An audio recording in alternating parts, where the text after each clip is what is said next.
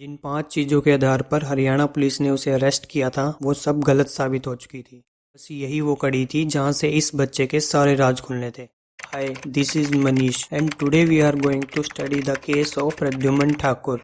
प्रद्युमन ठाकुर एक 7 साल का बहुत ही प्यारा बच्चा जो कि रायन इंटरनेशनल स्कूल गुरुग्राम में पढ़ता था, जिसे क्रिकेट खेलना बहुत ही पसंद था, जो बहुत ही शार्प और चीजों को जानने के लिए हमेशा क्यूरियस रहता था। प्रद्युमन के घर में उसकी बहन विधि, मोम ज्योति ठाकुर और पिता वरुण ठाकुर रहते थे। लेकिन एक दिन इस 7 साल के बच्चे का बड़ी बेरहमी से कत्ल कर दिया गया।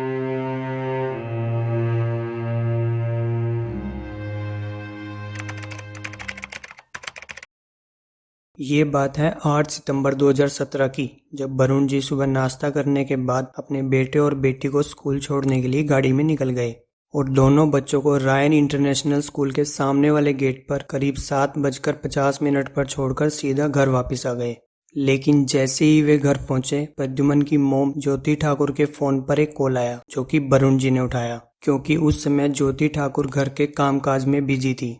तो कॉल पर उन्हें स्कूल के स्टाफ ने कहा कि आप जल्दी से स्कूल के जूनियर सुपरवाइजर को कॉल लगाइए। उनके लिए ये कॉल बहुत ही सरप्राइजिंग था, क्योंकि वे अभी अभी बच्चों को स्कूल छोड़कर आए थे। अब उन्हें अपने बच्चों की चिंता होने लगी थी।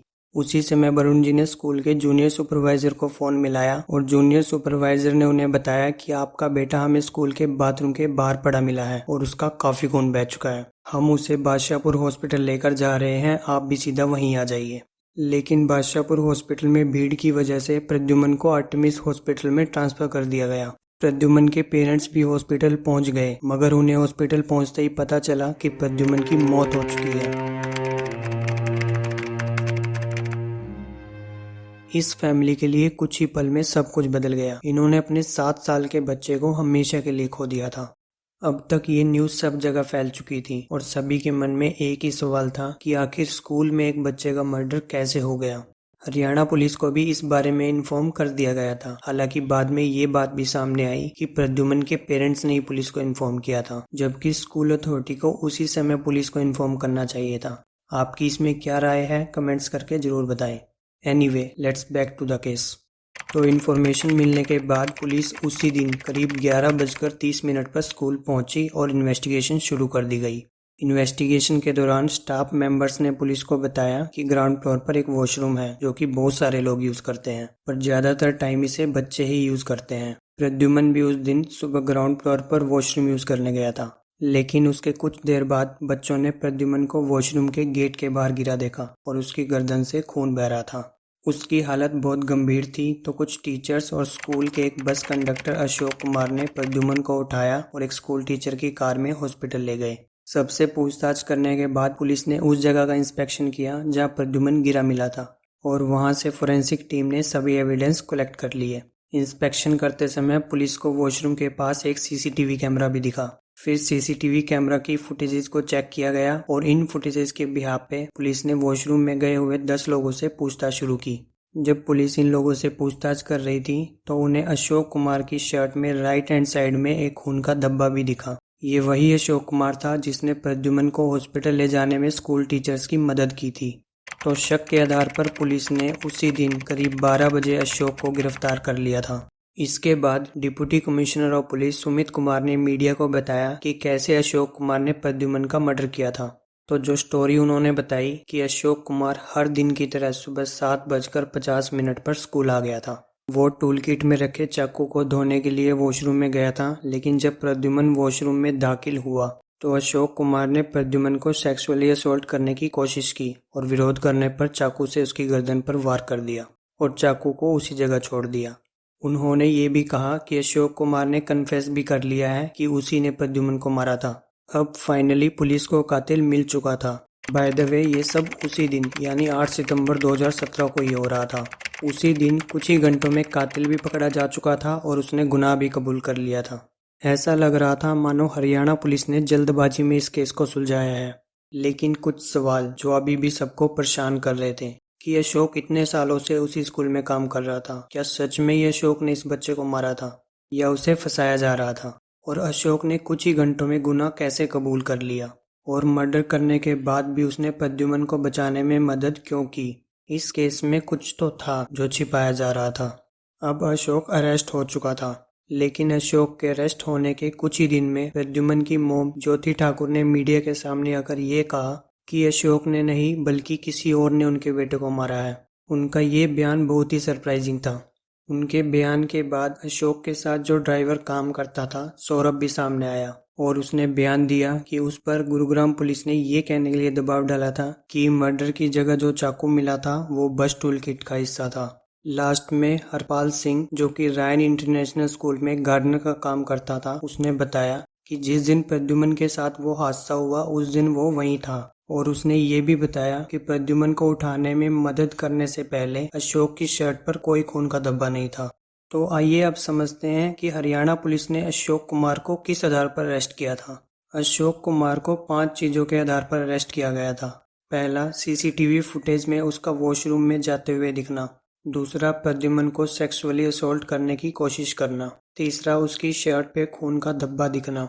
चौथा, उसकी बस टूल किट के चाकू का क्राइम सीन पर मिलना। और पांचवा, उसका खुद गुनाह कबूल करना, जिसमें से टूल किट के चाकू वाली बात बस ड्राइवर सौरभ के बयान के आधार पर गलत साबित हो चुकी थी, क्योंकि सौरभ ने बयान दिया था कि गुरुग्राम पुलिस ने उस पर दबाव डाला है ये कहने के लिए कि ये चाकू बस टूल किट का हिस्सा है। और उसकी शर्ट पर खून के धब्बे वाली बात हरपाल सिंह के बयान के आधार पर गलत साबित हो चुकी थी, क्योंकि उसने कहा था कि प्रद्युमन को उठाने से पहले अशोक कुमार की शर्ट पर खून का कोई धब्बा नहीं था।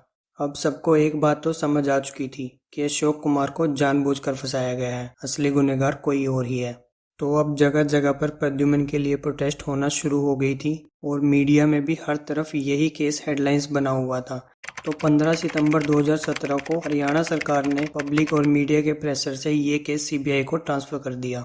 अब सीबीआई ने अपनी इन्वेस्टिगेशन शुरू कर दी और 22 सितंबर 2017 को दोबारा से एक टीम को क्रॉस चेक करने के लिए स्कूल में भेजा गया। इन्वेस्टिगेशन के दौरान एक नई बात सामने आई कि मर्डर तो दूसरे चाकू से हुआ था, जो कि वॉशरूम के अंदर छिपाया गया था, जबकि हरियाणा पुलिस ने स्टेटमेंट में ये कहा था कि बच्चे की बॉडी के पास ही चाकू मिला था। अब सीबीआई को समझ आ चुका था कि शुरुआत में इस केस को गलत तरीके से इन्वेस्टिगेट किया गया है और अब सीबीआई ने इस केस को नए सिरे से इन्वेस्टिगेट करना शुरू किया। जांच के दौरान सीबीआई को अशोक कुमार के खिलाफ ऐसे कोई सबूत नहीं मिले कि उसने प्रद्युमन को सेक्सुअली असॉल्ट किया था और डॉक्टर्स की रिपोर्ट में भी ऐसा कुछ नहीं पाया गया था। और ये भी बताया गया कि अशोक ने पुलिस के टॉर्चर से बचने के लिए गुनाह कबूल किया था। अब जिन 5 चीजों के आधार पर हरियाणा पुलिस ने अशोक को अरेस्ट किया था वो सब गलत साबित हो चुकी थी और सब चीजें एक ही तरफ इशारा कर रही थी कि अशोक की मर्डर में कोई इन्वॉल्वमेंट नहीं है। इस केस में नया पहलू तब सामने आया जब 7 नवंबर 2017 को सीबीआई ने स्कूल से 11th क्लास के एक 16 साल के स्टूडेंट को गिरफ्तार किया। इस खबर ने सबको सरप्राइज कर दिया था और अब सब लोग यही जानना चाहते थे कि इस 11th क्लास के स्टूडेंट ने आखिर प्रद्युमन का कत्ल क्यों किया। इसके बाद सीबीआई ने चार्जशीट सबमिट की जिसमें सब कुछ बताया गया कि कैसे उन्हें इस बच्चे पे शक हुआ, कैसे और क्यों इस बच्चे ने प्रद्युमन का कत्ल किया। तो जब सीबीआई ने इस मामले की जांच शुरू की और दोबारा उन्हीं सीसीटीवी फुटेज को खंगाला तो उसी सीसीटीवी फुटेज की 8 सेकंड की क्लिप में ये 11th क्लास का लड़का भी वॉशरूम में जाता हुआ दिखाई देता है और फुटेजेस को गौर से देखने पर पता चल रहा था कि उसने उसकी शर्ट में चाकू जैसी कोई बड़ी सी चीज छुपा रखी है। उसके बाद इस लड़के को ट्रैक करना शुरू किया गया, उसे बुलाकर पूछताछ की गई, उसके साथ और भी बच्चों से पूछताछ की गई ताकि इस बच्चे को शक न हो और वो झूठ बोलना शुरू कर दे या कुछ गलत करने की कोशिश करे।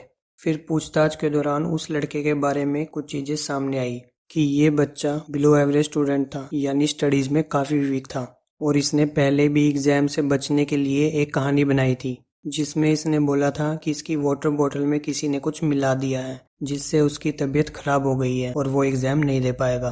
उस समय ये बच्चा 3-4 दिन तक हॉस्पिटल में भी एडमिट रहा था। इस बच्चे से जुड़ी और इन्फॉर्मेशन लेने के लिए उसके क्लोज फ्रेंड से एक एक करके पूछताछ की गई तो उसके एक दोस्त से पता चला कि जब एग्जाम की तैयारी चल रही थी तो उसने बोला था कि अब एग्जाम की टेंशन लेने की जरूरत नहीं है, एग्जाम्स कैंसिल हो जाएंगे। लेकिन जब उसने पूछा कि तुम इतने श्योर कैसे हो तो उसने बोला तुम फिक्र मत करो, मेरे पास एक प्लान है। ये सीबीआई के लिए एक बड़ी अजीब सी चीज थी। उसके कुछ और दोस्तों से बात की तो पता चला जहां स्कूल के बाकी बच्चे प्रद्युमन की कत्ल से घबराए हुए थे, ये कह रहा था चलो इस बहाने एग्जाम भी कैंसिल हो जाएंगे और पीटीएम यानी पेरेंट्स टीचर मीटिंग भी नहीं होगी। लेकिन इन सब से ये साबित नहीं होता कि उसी ने प्रद्युम्न का मर्डर किया है। हालांकि अब तक सीबीआई को इस बच्चे पर पूरा शक हो गया था, तभी वो इस बच्चे से जुड़ी हर बात पता लगा रही थी।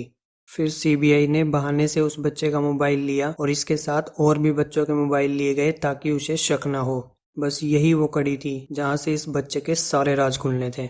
उसके मोबाइल से एक बहुत ही चौंकाने वाली चीज सामने आई कि उसने मर्डर के कुछ दिन पहले गूगल पर सर्च किया था कि पॉइजन कैसे काम करता है और कहाँ मिलता है। और प्रद्युम्न के कत्ल होने के बाद उसी दिन यानी 8 सितंबर 2017 को उसने सर्च किया था कि फिंगरप्रिंट को कैसे छिपाया जाए या कैसे मिटाया जाए। अब तक इस बच्चे को कई बार पूछताछ के लिए बुलाया जा चुका था, लेकिन अब की बार सीबीआई ने अपने तरीके से इससे पूछताछ की और फाइनली इस बच्चे ने कन्फेस कर लिया कि उसी ने प्रद्युम्न का मर्डर किया था। और उसने जो कहानी बताई कि उसकी एग्जाम की तैयारी नहीं थी और वो स्टडीज में वीक था, तो एग्जाम और पीटीएम को कैंसिल करवाने के लिए वो चाहता था कि स्कूल कुछ दिन के लिए बंद हो जाए। ऑब्वियसली अगर एग्जाम में पास नहीं होता और पीटीएम होती तो टीचर उसके पेरेंट्स को उसके बिहेवियर और परफॉर्मेंस के बारे में सब कुछ बताते। इससे उसे डांट भी पड़ती और हो सकता था मार भी पड़ती, जो वो नहीं चाहता था। फिर उसने इस बारे में बहुत सोचा और उसे आइडिया आया कि अगर स्कूल में किसी बच्चे की मौत हो जाए तो स्कूल कुछ दिनों के लिए बंद हो जाएगा। तो अब उसने ये तो सोच लिया था कि किसी बच्चे को मारना है, लेकिन ये नहीं सोचा था कि किसे मारना है। अनफॉर्चुनेटली उस दिन इसने प्रद्युम्न को वॉशरूम में जाते देखा और वो छोटा बच्चा है, लड़ भी नहीं पाएगा। वो उसको मारने के इरादे से उसके पीछे वॉशरूम गया और चाकू से उसकी गर्दन पे 2 बार वार किया और वहां से निकल गया। ये भी कंफर्म कर लिया गया था कि जिस चाकू से इसने कत्ल किया था वो भी कुछ दिन पहले ही पास की मार्केट से खरीदा गया था। तो फाइनली ये बात सामने आई कि पीटीएम और एग्जाम्स को कैंसिल करवाने के लिए उसने ये कत्ल किया था। एक पीटीएम और एग्जाम्स को कैंसिल करवाने के मकसद से एक 11th क्लास का स्टूडेंट ऐसे क्रिमिनल माइंड से सोच सकता है, ये अपने आप में बड़ी चौंकाने वाली चीज थी। आपने शायद ये बात भी नोटिस की होगी कि इस वीडियो में इस बच्चे का एक बार भी नाम नहीं बताया गया है। ये बात सच है कि कहीं पर भी इस बच्चे का नाम नहीं बताया गया है, क्योंकि ये बच्चा अभी 16 साल का नाबालिग था। तो इस बच्चे के पेरेंट्स ने कोर्ट में रिक्वेस्ट की थी कि बच्चे का नाम ना रिवील किया जाए, क्योंकि इससे बच्चे का करियर बर्बाद हो सकता है। इसलिए इस बच्चे का नाम कहीं भी नहीं बताया गया है। एनीवे, अब सीबीआई के लिए यहाँ पर एक सवाल आया, क्योंकि यह बच्चा नाबालिग है, अभी 18 साल का नहीं हुआ है, तो इसके ऊपर मुकदमा एक नाबालिग की तरह चलाया जाए या एक बालिग, एक अडल्ट की तरह। तब सीबीआई ने इस बच्चे का पूरा केस स्टडी किया और पाया कि अपनी उम्र के हिसाब से ये बिल्कुल परफेक्ट है और जो इसका दिमाग है वो बहुत शातिर है। वो ये तक सोच सकता है कि कैसे कत्ल करना है, कैसे सबूत मिटाना है। तो इसका मतलब ये किसी बच्चे का दिमाग नहीं है। तो सीबीआई ने कोर्ट में अपील की कि इस पर नाबालिग के हिसाब से मुकदमा नहीं चलना चाहिए और इसको जुवेनाइल कोर्ट में नहीं भेजना चाहिए, क्योंकि वहां से ये 3 साल में छूट जाएगा। बल्कि इसके खिलाफ मुकदमा एक बालिग, एक एडल्ट की तरह चलना चाहिए। कोर्ट ने इस अपील के बाद एक स्पेशल जुवेनाइल जस्टिस बोर्ड बनाया। बोर्ड में अपनी रिपोर्ट ने कहा कि इसकी जो मानसिक स्थिति है, जिस तरीके से इसका पालन पोषण हुआ है और जिस तरह से इसकी सोच है क्राइम को लेकर, इसके ऊपर नाबालिग की तरह नहीं बल्कि एक बालिग, एक एडल्ट की तरह मुकदमा चलना चाहिए। उस रिपोर्ट को कोर्ट ने एक्सेप्ट कर लिया और फैसला दिया कि इसके ऊपर एडल्ट की तरह ही मुकदमा चलाया जाएगा। हालांकि उस वक्त ये बच्चा 16 साल का ही था, तो इसको फरीदाबाद के एक बाल सुधार गृह में भेज दिया गया और मुकदमा अभी तक चल रहा है। Last but not the least, गुनहगार तो मिल गया था, लेकिन ये केस अपने पीछे बहुत सारे सवाल छोड़ गया कि स्कूल में कोई बच्चा चाकू लेकर कैसे आ गया। निर्दोष होने के बाद भी अशोक कुमार और उसके परिवार को सजा क्यों मिली? क्या ये परिवार इस सदमे से कभी बाहर आ पाएगा? क्यों सिर्फ पीटीएम और एग्जाम कैंसिल करवाने के लिए एक बच्चे ने किसी बच्चे को मारने जैसा इतना बड़ा कदम उठाया? आपकी इसमें क्या राय है, जरूर बताएं। So this is the whole story of Pradyumna Thakur case. At the end, I wish कि किसी के साथ ऐसा कभी भी ना हो। इस केस से जुड़ी अपडेट पाने के लिए इस चैनल को सब्सक्राइब करें। तो मिलते हैं आप लोगों से एक नए केस के साथ। Till then, stay healthy, stay safe।